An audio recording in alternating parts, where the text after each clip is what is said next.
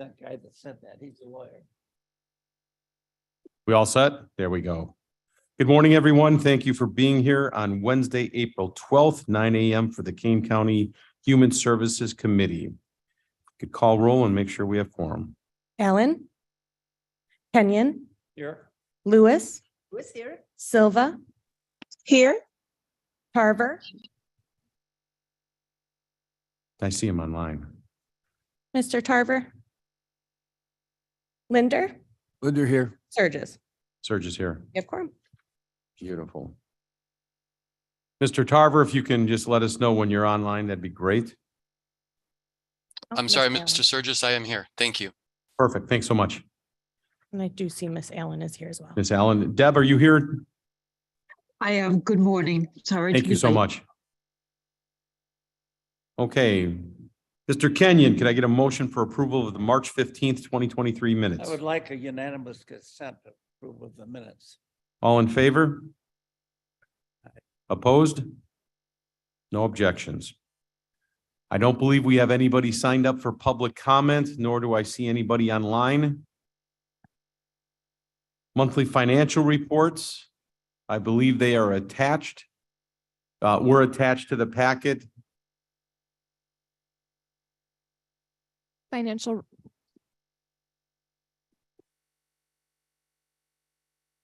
That microphone got a workout yesterday, so Yeah, it's probably burned out.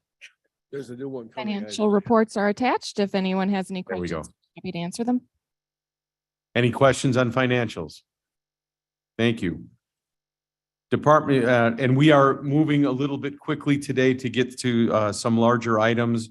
So Jamie, if there's anything out of tolerance on these, feel free to bring it to our attention.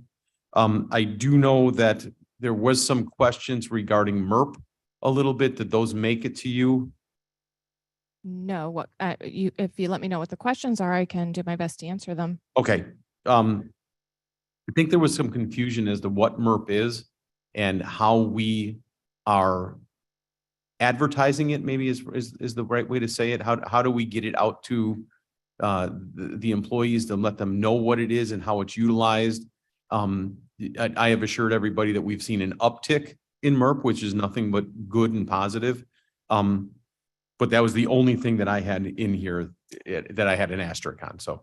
Okay, MERP is a medical expense reimbursement plan. It is an incentive for employees who have insurance coverage through a spouse, parent, or another method to remain on their other insurance and decline the county's insurance plan. Then they can opt for the medical expense reimbursement plan, which would kick in and under the terms of the plan, pay their out-of-pocket costs for being on their other plan. That is presented to employees when they are new employees. That is when it is available to employees. It is also available to employees who are on the county's plan and go off of the county's plan. So it is presented to employees at higher. So let me ask, Mr. Lindner, Mr. Tarver, you guys are new to this. Do you understand fundamentally what this is? Yeah, absolutely. I've been in a similar plan in the past. Okay, super, dynamite. Mr. Tarver, Same as Mr. Linder, I'm familiar with the program.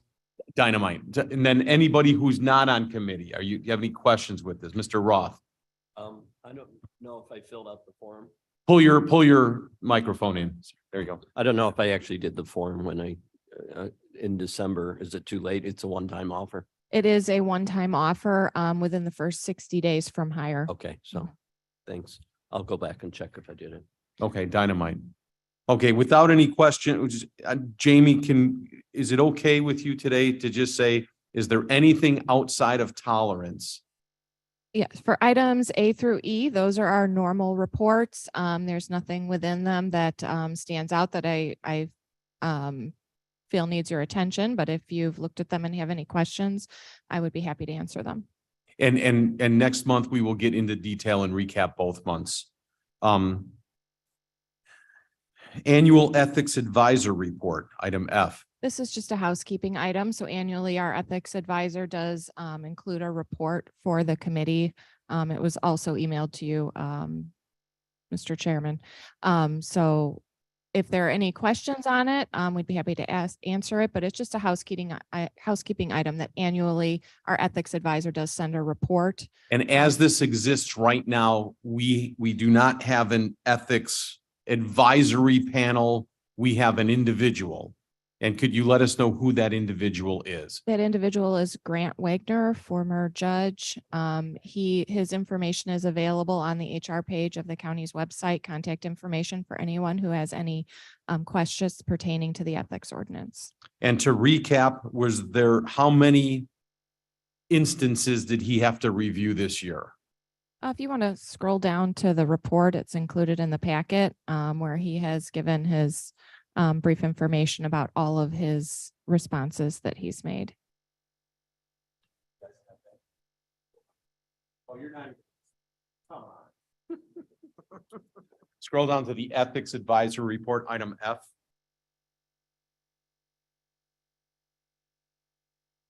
Page 46. Ms. Juvie, thank you so much. So it looks like he has items A through D. So there were 4 specific inquiries to him. 4 for the entire year for one a quarter. This is for a year. He has it's for January 1st, 2022 through December 31st, 2022. Okay, and of course, I'm going out of my way to make note of that for future discussions later on in the morning here. So, equity project update. So I have some materials that we can hand out to everyone who's present here. If you want to, please refer to the email that I sent to the presentations email. So this first document is the Kane County job classifications. Well, Jamie, let's back up. Let's set the stage for this, if you will. The equity project, this has been a hot topic of conversation. This is transcending the old board to the newly elected board. This is part of our commitment to our staff across our 1,300 employees, but I believe this is specific to non-union in control of the county and the elected offices that chose to participate. That is correct. This is only looking at non-union positions. Part of this was prompted from some of the years in which the raise given to non-union employees was low over the last 10 or 12 years, usually 2%, sometimes as there was no raise or just 1%. This last year was 3%. We are behind the union staff as well as departments acted in a silo, each doing their own salaries within their department. Some had more funding opportunities than other throughout the years, and we have inequity across the county in the way that some of our positions are paid. So the goal of this project was to look at positions that are similarly situated in terms of job duties and education and experience required, responsibility, scope of position, and other things like that, and make sure that positions that are similar are paid in a similar way and establish a grading structure on behalf of the non-union employees. Most of the union positions do include grades or steps within their contracts, but the non-union positions do not have any structure that is countywide and consistent. So do we understand that fundamentally? This is not a penalty. This is not a reorg. This is simply saying if we have a data entry person in one department and a data entry person in another department, and they're fundamentally doing the same exact tasks, the county should have one pay rate for that task. And then multiply that by the number of tasks. And Jamie is trying to find buckets to assign to those tasks and make sure that we have parity across the enterprise. Does everybody understand that? Are we okay? So this has taken some time. It's taken enormous cooperation across the enterprise. I think Jamie has done an excellent job, and you've heard me say several times, on schedule, under budget, didn't use an outside consultant. We heard figures of a few $100,000 to get this study done. We've done it in-house. This is not how do we compare to other counties. in our area. This is how do we compare against ourselves, department to department, for non-union tasks and trying to create a system by which we have the ability to be fair. I mean, truly be fair across the enterprise. Am I, Yes, by having grades, we can ensure that people are paid equitably without regard to race, gender, or any other factors that may affect them. So by having those positions graded, we can also make sure that from department to department, we are paying equally and we can keep up on those responsibilities from an equal opportunity aspect as well.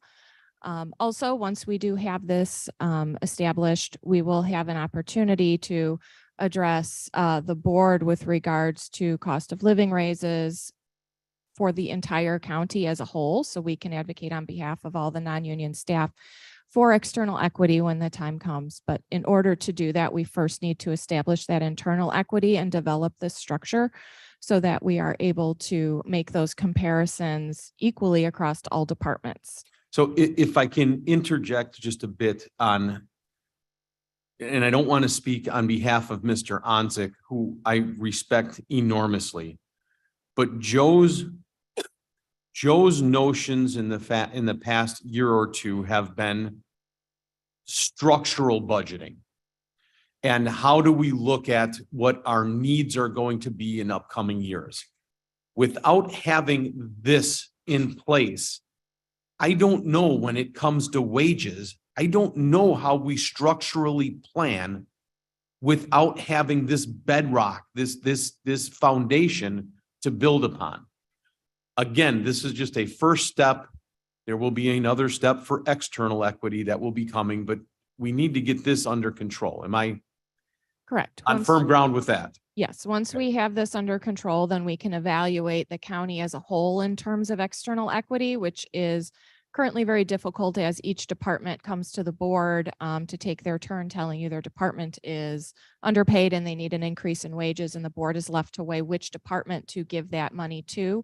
This would make it possible for the board to look at the county as a whole, and then if there is funds available for external equity, to apply that evenly to all departments. I won't talk again. Go ahead. On this subject. On this subject. One. So we have Lewis here. So we have the grades established. Could we put on here like what the salary range for grade 1 is, the salary range for grade 2? Because they do have definite beginning and salaries, right? We have not yet established that. Oh, So okay. we're going to have to establish that based on the funding that is available that the board has allowed us as a part of this project.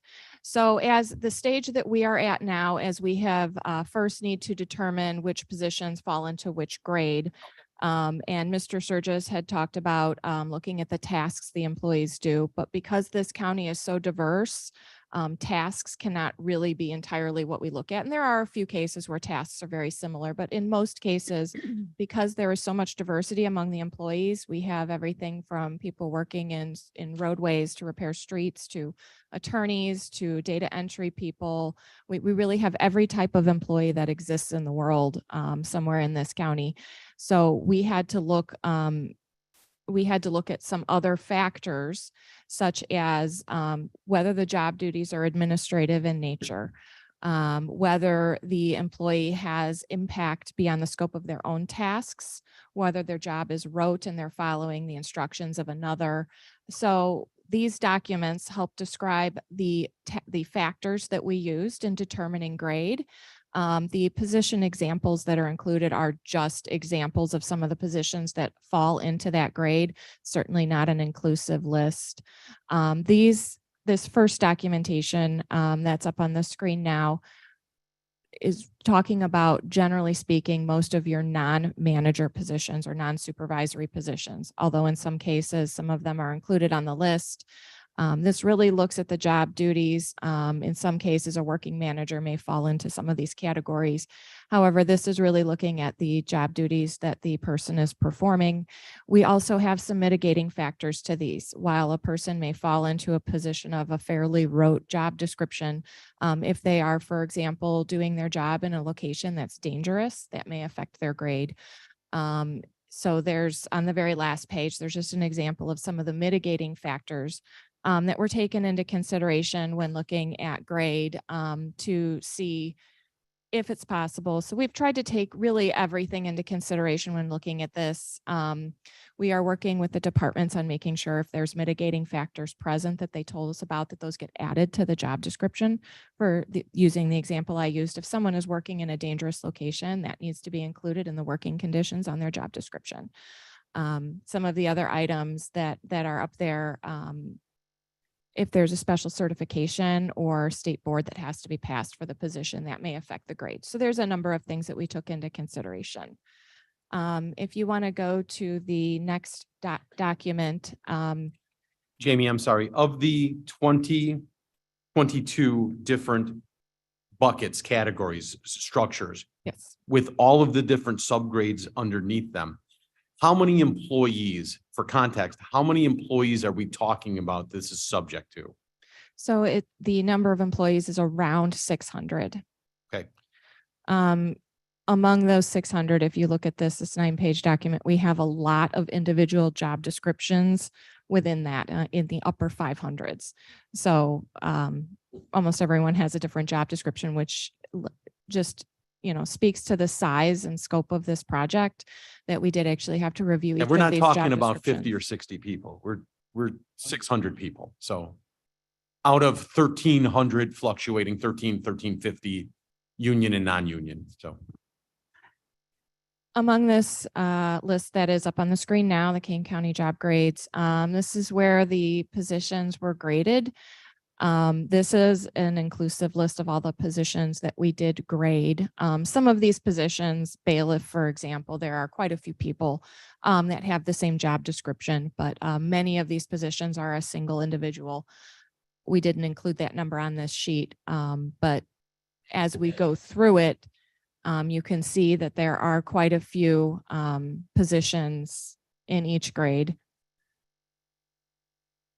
When it comes to management staff, so if you want to go to the management grades sheet, I know this is small and I'm not going to read this to you. It's going to be posted outside the agenda on the website for anyone who'd like to review it in detail.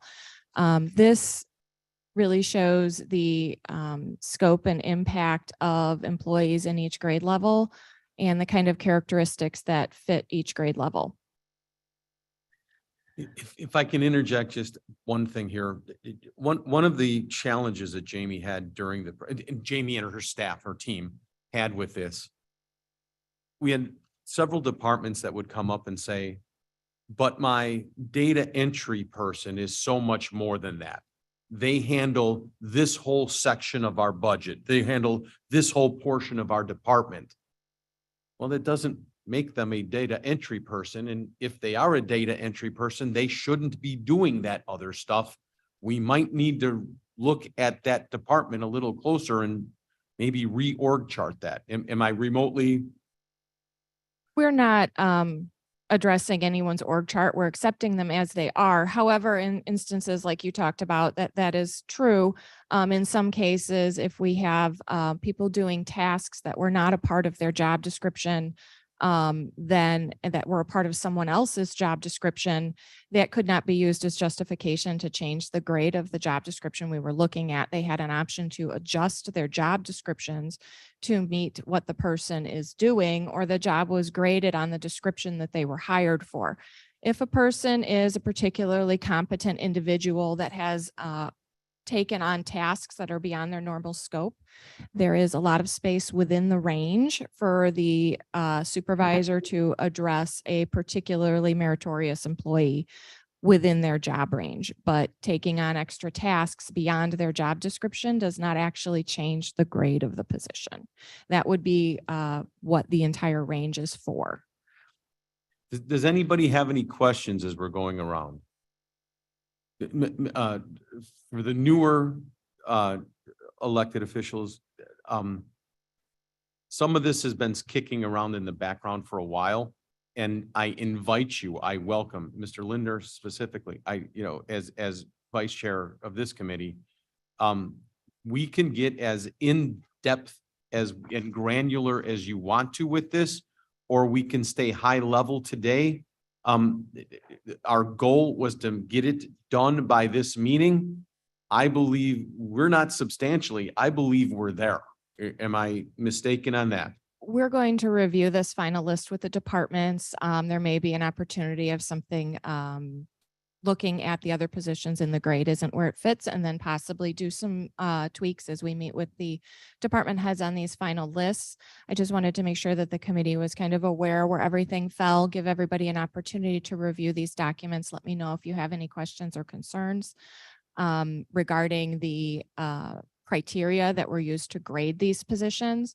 And the directors, the department heads still need to be graded. That's not really for me and my staff to do. That would be something that the chairman and the vice chairman will take a look at. But we really needed to have this document with where all the other positions fell for them to be able to effectively do that. You need to have in terms of what these individual numbers mean, because if you do not have this information, they are just numbers. How So important is this for the budgetary process that we're starting for next cycle? we will need to have ranges established. So that is our next step. Once we have the final list of the grades of the different positions, one of the challenges in determining those ranges is determining what was budgeted for each of the positions that we have. So we have been going through the full county budget line by line to try to match each position up with what they were budgeted. Mr. Onzik did make a lot of progress in the last budget cycle with having actual budgeted head count with a position number. And just unfortunately, in many cases, in the time between December 1st and now, there have been so many changes. And many positions were not hired under the title they were intended to be hired under, or the position number. So it's really, it's just kind of a web to kind of figure it out. So we're making a lot of progress, but that has held up our ability to have those numbers available. We cannot determine how much to give a position in a gap if we do not know what was budgeted for that position. So we are just in the process of sorting all of that out so that we can take the next step and determine those ranges. So again, this isn't sexy, but it's essential. And this is some heavy lifting. None of this is intended, I want to be clear, none of this is intended to be detrimental to any staff person or employee in the entire county. I believe it's a missing block, stepping stone for our budget process that we're trying to fill. It's a little bit different than we viewed things in the past, but I think it's essential for where we're trying to go. The next step in this process as well, once we have this, is to build compensation policy the way that the board would like it to be as far as how we handle compensation. Among some of the things I'd like the board to consider is having a separate pool for cost of living versus merit increases. Right now, although we give a pool to department heads, we're told, it's 3%, everyone gets 3%. All of the employees are under the impression that they're going to get 3%, which leaves no wiggle room for department heads to provide any merit-based increases for those employees who are high achieving, which it leaves the department heads really no way to incentivize going above and beyond. So, we do need to have a compensation policy established that is best practice. All of our collar counties do have compensation policies, and it will be up to the board to determine what they want those policies to be. So it's something that we're going to need feedback from all board members when we sit down to do compensation policy. Ms. Allen, Ms. Silva, Mr. Tarver, anybody online, any questions at all? This is Everything Alan. clear. Thank you. Deb, did you have something? Yes, I just wanted to say this is Herculean. This was talked about when I first joined the board, which is 20 years ago, and everybody just threw their hands up in the air and said, oh, you can't be done, except it would cost so much money to hire outside people to do it, and then to try and figure out how to make the compensation more equitable. So this is major. I was just going to make a small suggestion. The Forest Preserve had decided to go through this some years ago. Now there you're dealing with what, 75, 80 people. So it's such a much smaller task. But I remember these same questions being asked then. And it just might, rather than reinvent all the wheels, it might be possible to just talk with someone over there about some of the steps that were involved, if that would save us any energy. I remember a particular incident of a secretary who'd been with the Forest Preserve for a very long time. And of course, that secretary, over that period of time, had taken on more and more responsibility and done it all very well. But the statement was made was this: okay, here's the range for secretaries, and you can move through that range to get right up to the top of it. But if you're doing different tasks, then maybe you're not a secretary anymore, and you can be paid more because you move it into something that's more administrative or something. So that was one of the thought processes that was used. Thanks for letting me talk. Agreed. Deb, thank you so much. Those are great ideas. Jamie, have you worked with the Forest Preserve District at all on this? I have not worked with the Forest Preserve District on this. We have reached out to some other agencies, other counties that have structures for some of their information. However, we haven't reached out to the Forest Preserve, but I can certainly do that. The Forest Preserve president just leaned right into his microphone. I think everybody we had that worked on this is probably gone. Okay. So, but I certainly we'd be happy to. Fair enough. Ms. Lewis. So I think that what you've done to take Deb's words has been Herculean.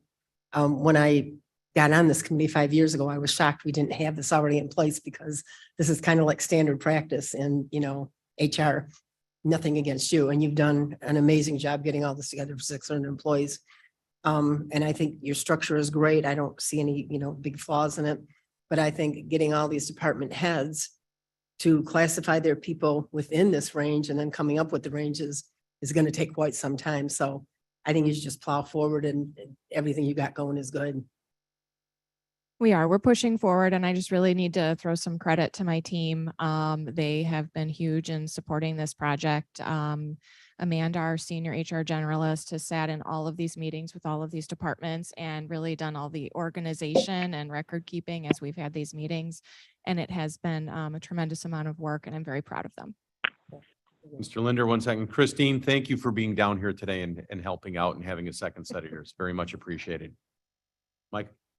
I just want to say this is a big process. You've done a wonderful job, but grow a thick skin, because once people see he's a grade 4, and I think I'm doing some of his work, there's going to be this, and then you just need to have a thick skin and say there will be a time through your supervisor to address those issues, but not right this minute. And you just have to know there's going to be some friction here, but in the end, it's a good thing for everybody.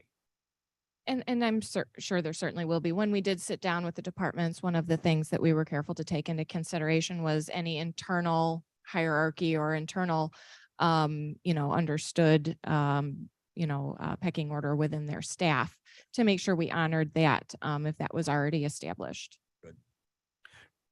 Early on, when I sat as chair of the committee in the first year, we had a task that came for us that Mr. Davist volunteered, and we tried to take something. We still laugh at it because we tried it in its enormity, and we realized that we needed to take small bites, 1 bite at a time, to get this done. And I think that's the way we've approached this task, and it's proving to be much more successful.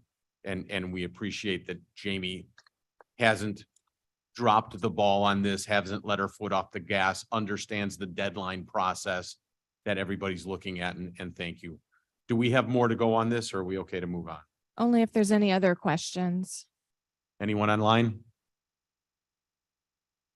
Okay, thank you for your patience on this and for all the support you've given Jamie and her team. Compliance monthly training reports. This is just the sexual harassment training. We're making good progress on it. So that's due in August. So Do we have any more? Are we utilizing the online training modules at all? Or was this like a one and done thing? Or do we have a whole bunch of other ones out there that have been adopted? as far as this is statutorily required training, which is why we report on it here. It is statutorily required by the state of Illinois. We do utilize the training provided by the state of Illinois. NIT does have an online system that does manage it so that when an employee takes it, as long as they have their employee number to put in, once they watch it, that it does automatically record their completion. That is only available to those working on a computer that is on the county network. So anyone who does not have access to the county network will need to sign the sheet of paper and we will manually record their completion. My point being, not so long ago, when we had training like this, people met in an auditorium, they, took their lunch break and we went through classes. And we thought that was really inefficient and this would be so much easier. Are we adopting this for anything else or is it just this right now? We have adopted it for all of our onboarding videos as well. So that our orientation, which used to be a full day orientation of compliance videos, is now down to about an hour and a half discussion on benefits and insurance. And then employees can self-pace take those compliance videos on their- Fabulous. Thank you their so time. much. Old business, resolution adopting the personal relationships policy to the personal policy handbook. Well, just when you thought you had it all ironed out, I did get a phone call last night that I returned at about 6:15 and walked through a couple of items. And I guess when I walked away from that conversation, my comment was, you know that saying, when you ask for permission instead of forgiveness, this is one of those times where I'd rather have the policy in place, knowing we might need to tweak it as times change, than to not have it at all. Because I believe it opens us up to larger situations, and the individual that was challenging me, and not challenging, confrontational, challenging, like, how can we make this better? I think we ultimately came to the point where we were talking about what if hypotheticals infinitum that we couldn't answer. However, if something did arise later and we needed to address it, then we would tweak it, because I'm not smart enough to think of every what if scenario, but I am smart enough. And I think the conversation was going along the lines of if a superior and a subordinate have fallen in love and entered into a relationship and they've advised us of it, and someplace down the line, another employee says, hey, I have a problem with that. What does that mean? And I explained that I think that means that they go to Jamie, and if there's a case for the fact that there could be a problem with that, then we might have to address something. Another iteration came out saying, do we have a time limit on these?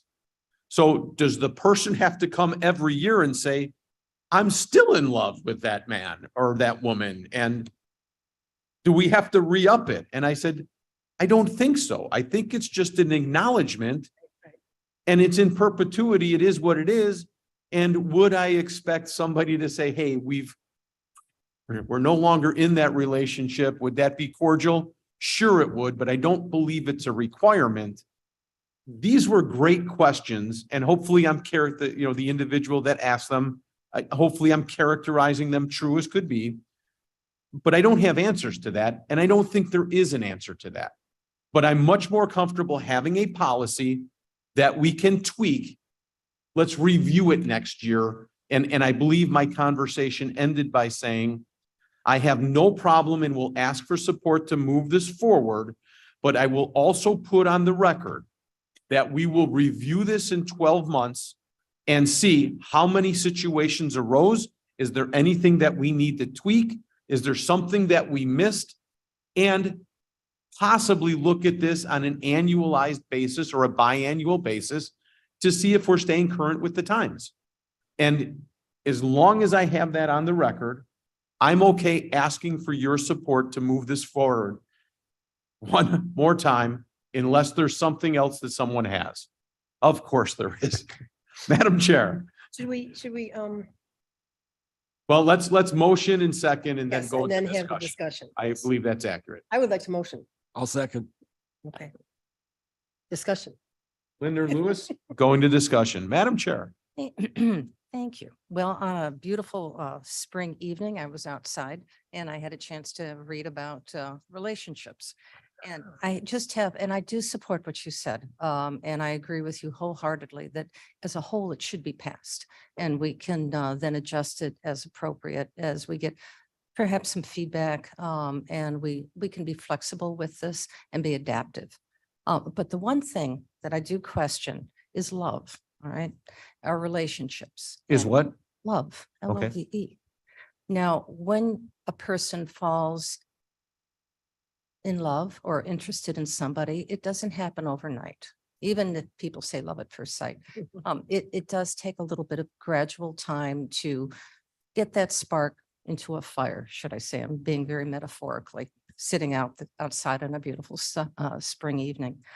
But it says here, specifically, if I read it line by line, an employee shall not engage in any matter or relationship involving an actual or perceived conflict of interest unless the matter has been reviewed and approved by the department head. Well, that relationship may be a little bit gradual and they don't know until they know. So it may be perceived by somebody else, but they're not there yet. You understand? There's that subtle, gradual development of that relationship until they go out to lunch together and somebody sees them sitting next to each other and a fellow worker, perhaps. It may be incidental. So how do we adjust that language so it's not engage in any matter or relationship involving an actual or perceived conflict of interest when they may not even realize that they're in that point yet? And it's perceived by somebody else. So they need to report that and not, we're talking about a supervisor and their subordinate staff person Correct. at the point in which their goal or is intent is a romantic relationship long before it develops into love. That has to be reported and that supervisor subordinate relationship needs to be addressed. People need to be professional with their subordinates and their supervisors. And at the point, any point in which that relationship extends beyond the professional casual acquaintance, that has to be, it has to be separated. We will be subject to sexual harassment charges if we allow our supervisors and their subordinate staffs to undergo any type of personal relationship long before it reaches love. At what point does that subordinate staff person feel pressured to continue that relationship, or they may experience a detriment to their professional position? So before that supervisor goes out for that first date, they need to report it, in that personal reporting relationship needs to be separated. In response to Mr. Sturgis's earlier question about, does it need to be continually reported? No, it doesn't, because once it's reported, that reporting relationship will be adjusted to make sure that we do not have a sexual harassment situation. So they don't need to continue to report it because they will no longer be in a supervisor subordinate relationship upon reporting that they have a personal romantic relationship. We're going to grow into this. Okay, okay, Beth, okay. I'm not on your committee, but I'd like to say that thank you for listening to me and educating me about this process. And at this point, I'd like to say, I don't think we should make the perfect the enemy of the good. Right? I think that if it's not perfect, we have ways to correct it, and all the things that you said that will be on the record, I think are good things to consider, or it's a learning curve. I guess more than just me, it's a learning curve for all of us. All of us. So I think that we should move this forward, Thank you. and thank you for your time. Absolutely. And I think I agree. Hang on, Ms. Bates, Mr. Ford. Thank you, Mr. Chairman. Of course, I'm not on the committee. My and I can see a reason for moving this forward. My concern is, what protection do a person have when this could be misused, falsely accused? Because my only fear about this whole thing is how issues like this that are put in place and how somebody can use it against somebody they decide they want to take out, or however you want to say it. Ron, we've talked about that at length as well, informally. And I guess, again, as I started out, I would rather have this in place than not have it in place, because I think the risk of not having it is larger than that other risk. In your instance, is that a potential? Absolutely. And as it comes up, will we learn? You betcha. I don't have that what if scenario ironed out yet, but let's be on our toes and reactionary to that as it occurs, and we can modify the document as we need to. If it helps for me to review how I think a situation would be handled if it came about, I would be happy to do that. But do understand that this policy does allow us the flexibility to handle these situations on a case-by-case basis. It does not, it requires the reporting and leaves it up to the management staff at the time to review the situation and make the appropriate steps. So there is no guaranteed step associated with this. It does not mean every time a report is made by someone that it would result in some kind of change of position. Each situation would be reviewed by human resources and the department head or board chair to determine if something needs to occur. So I think if I'm not going to say you would never have a false accusation, but the result of that would be to discuss it with the parties involved. And if they Get way out in indicate- front of it, way out in right, front. way out in front of it and understand. And it's simply having those conversations helps protect us from potential sexual harassment charges that the county would face. Mavis? Yes, sir. So here's one more thing that I would just like to bring forward in Was so terms of, I know, in terms of forward-looking thinking, tweaking that might be necessary. And that's that, I don't know about the county, but in times past, it was usually the man who was in the superior role and the woman who might be in the subordinate role as she's moving up the ladder, or because of former hiring and promoting practices, which means if the subordinate is moved as a point of habit in these situations, there could seriously be an equity issue that it's the woman who is taking the brunt of the changes. So that's just a future thought. That's all I have to say. Thank you. Bye. Over Mavis, and out. I can assure you that in 3 of my businesses and including my elected position here, every one of my superiors is a woman. Yeah, Hallelujah. as Madam Chair said, damn straight. So, Mr. Chair Gums. Gums, hold please, Linda. Might be historical. Able to comment and a question. My comment being, when I first came on the board, I was amazed at how many of these kinds of familial relationships we have around the county. There are many, many employers of our size where you wouldn't think of dating somebody in your department, even as peers, let alone a supervisor and subordinate. So I think we need to get over the idea that we're inventing something here that we're putting on our employees. This is kind of standard practice in places with this many employees. My question is, when this is passed, this applies only to the departments, but not the elected offices, or does this apply to everybody? It applies, the county can only create a policy for their county departments. The elected offices are free to adopt these policies if they like them, or to write their own if they do not. We did include, at the request of one of the elected officials, a line in here where it includes the reporting that employees of elected officials should report to their elected official for guidance, just to make sure that if the county elected official does want to adopt this policy, that it's functional for them as well. Thank you. Last one, Anita. Okay. I'm So- sorry, Gums was there too. Okay, Anita, go so it ahead. comes. So, when I was younger, I was on the school board and we wrote a lot of policies, as I'm sure Madam Chairman did, and also Ms. Juby. And what I found through all that is you're never going to get a policy perfect. You're never going to get every word right.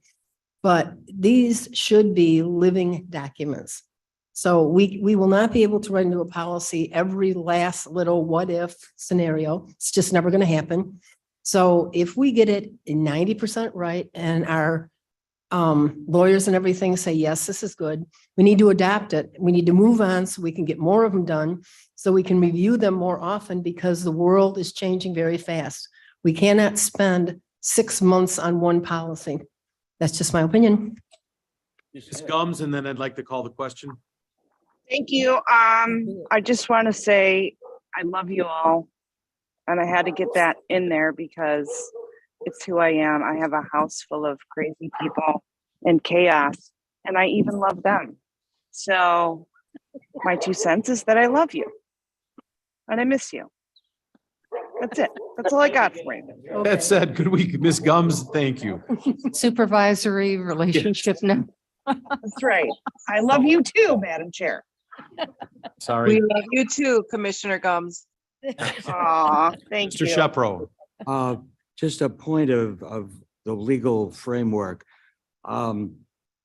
Is there a contemplated, I don't want to use the word application, but is there going to be like written procedures that would implement this policy so that, like what form does the notification take? What's in the file? They're in development now. Okay, Yeah. so that would We be. might, we weren't going to write these when we can't even get this. Right, but it would Yeah. be, it would be, in effect, follow parallel to the adoption of the Correct. policy. Yes, Thank you for bringing that up. Good point. please. Call There the is, question. there is an item in there that does include that documentation regarding the report, as well as any steps that are taken to mitigate a relationship that is a conflict of interest will be documented and maintained by Human Resources. Okay, now.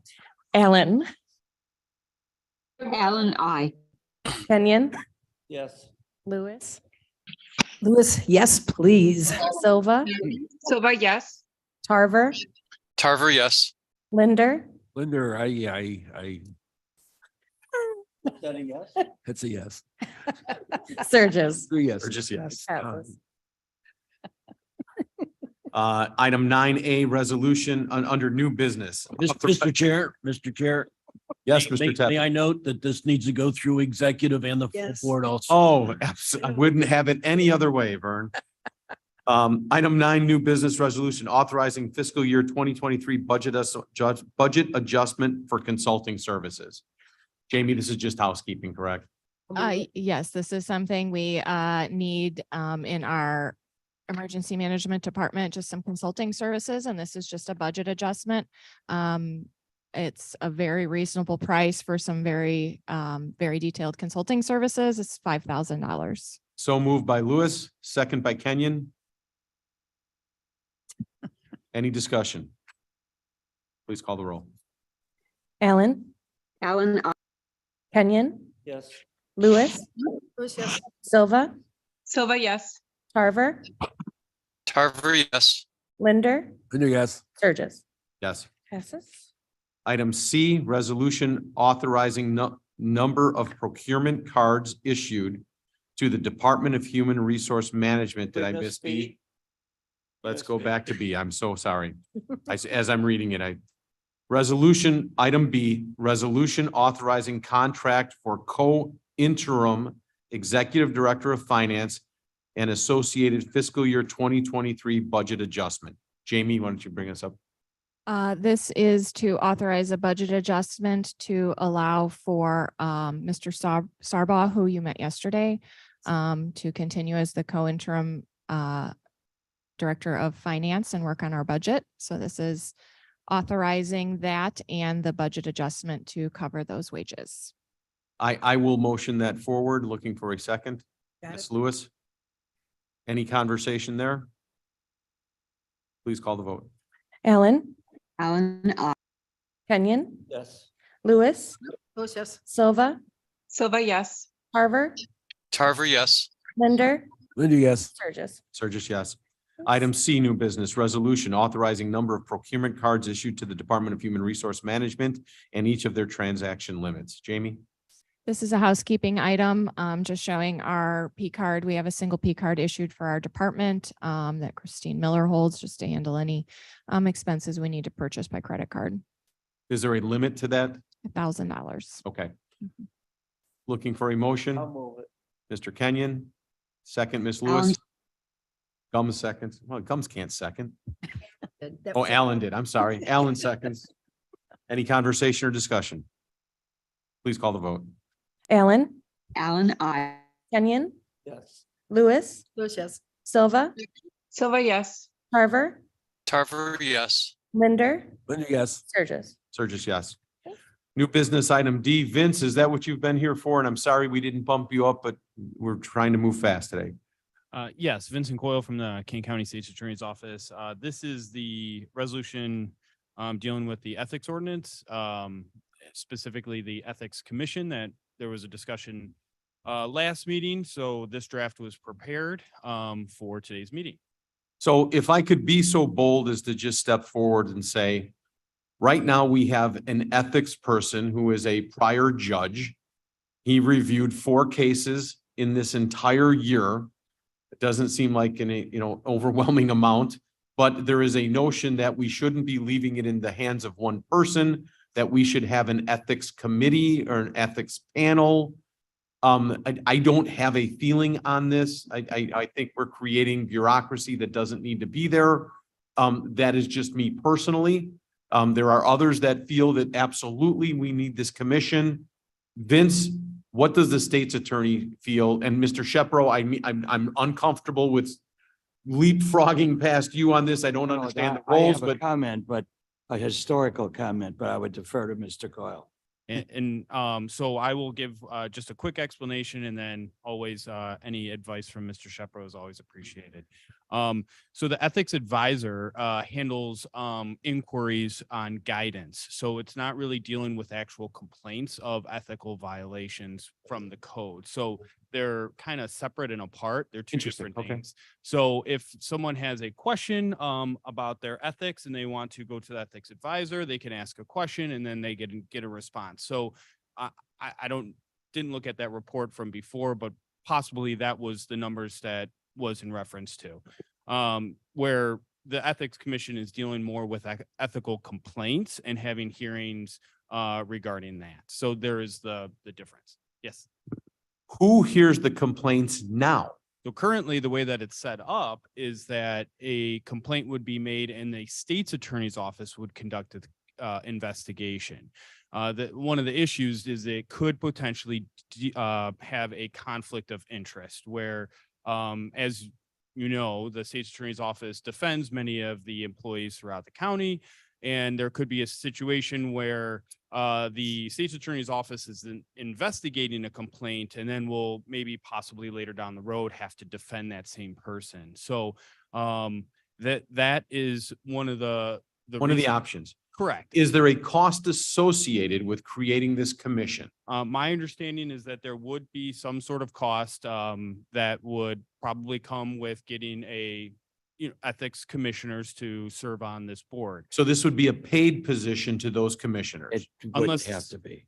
Unless someone wants to do it voluntarily. This is, so the Ethics Commission is a policy decision. It's not a requirement by law.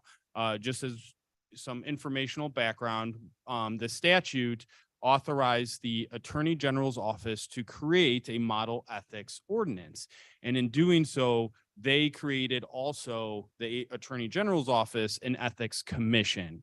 And they strongly recommend people or counties to institute an ethics commission, but it is not a requirement. Before we go to Mr. Shepro, what is your feeling as the person who's been shepherding this? What is your recommendation to this committee? My personal opinion. Professionally, I'm asking. Okay, well, I would say this, the Ethics Commission would resolve the issue dealing with the conflict of interest. If this committee or the county board doesn't want to do an ethics commission, we would still recommend some sort of change be made to alleviate that conflict of interest. If we're going to ask the state's attorney, how many of these conflicts or how many of these, if there were 4 advisory requests last year, have any clue how many of these you're talking about? I would have no idea and I couldn't speculate. Mr. Shepro? Okay, what I'm going to express is historical, not my personal opinion, but what occurred at the time.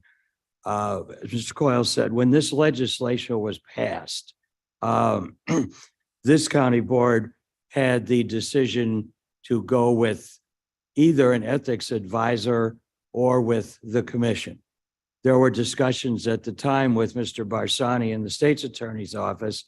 The first thing that was determined is that the board wanted the state's attorney's office to serve, I think, both as sort of the enforcer and as the ethics advisor. Mr. Barsani, well, first off, the state's attorney said, you can't make us do that because our statutory duties were independent. State's attorney reluctantly agreed, I think it would be fair to say reluctant, to be involved in the enforcement process. But the nature of the ethics advisor role is, can be a number of things. I mean, it can be a vendor asked me to go down to Disney World on an all expense paid trip. Is that okay? Well, that's one thing. But if you went to the ethics advisor and said, I went down to Disney World on this trip, was it okay? Well, if the state's attorney is listening to you, they would have to say, well, sorry, but that's a violation and I should be prosecuting you. So what was come up with was what I think Vince has indicated has been a not very busy series of things where probably people are reluctant to invoke the process because of the uncertainty about where it would go. What is the confidentiality of a report if it goes to the person who would be enforcing it if there was a violation? Then there was the issue of the advisor versus the commission. As I recall, there was an initial feeling on the part of the board that they wanted to go with a commission. After the then board chairman weighed in, there was concern collectively that the commission would be basically a body in search of a mission, and the mission would be to go out and investigate and look for violations rather than wait for them to be brought to them. That was purely a policy discussion. Ultimately, the board decided to go with the advisor, and I think all of the advisors in the short history of this have been retired chief judges or judges. And I think if you look back at the annual reports, I doubt you'd find any that were in double digits. So And there's Ben, been one prosecution, I believe, for violation of the ethics ordinance in its entire history. And that was a prosecution of a elected official who wasn't bound by it. As usual, thank you, because you bring up the other side of the coin. Because if Vince is speaking, it makes perfect sense. An advisor versus a commission, we understand forgiveness, permission, you cross the line. On the other hand side of that coin, Ken, you bring up, we are not looking, at least I am not looking for somebody to go out on a hunt. I am looking for a body that is going to volunteer should something have happened that we weren't aware of that needs attention. So I don't know how to legislate that.